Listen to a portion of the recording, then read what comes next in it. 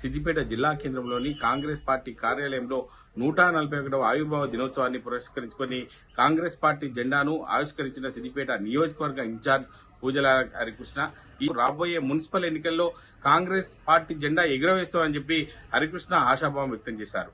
సంగారెడ్డి జిల్లాలోని పాషమైలారం పారిశ్రామిక వాడలో సిగాచి రసాయన పరిశ్రమలో జరిగిన అగ్ని ప్రమాదంలో 53 మంది మృతికి కారణమైన కేసులో సిగాచి పరిశ్రమ యజమాని ఏటు నిందితుడు అమిత్ రాజ్ సిన్హాను నిన్నటి రాత్రి అరెస్టు చేసి రిమాండ్కు తరలించిన పోలీసులు. సంగారెడ్డి జిల్లా నారాయణఖేడ్ పట్టణ శివార్లో డబుల్ బెడ్రూమ్ వద్ద రోడ్డు ప్రమాదం. నిజాంపేట్ బీదర్ 161వ బి నూతనంగా నిర్మిస్తున్న జాతీయ రహదారిపై ఉన్న కల్వట్టు గుంతలో పడి 3 యువకులు మృతి చెందారు. 3 ఒకే గ్రామానికి చెందిన వారు కావడంతో గ్రామంలో విషాద ఛాయలు అలుముకున్నాయి.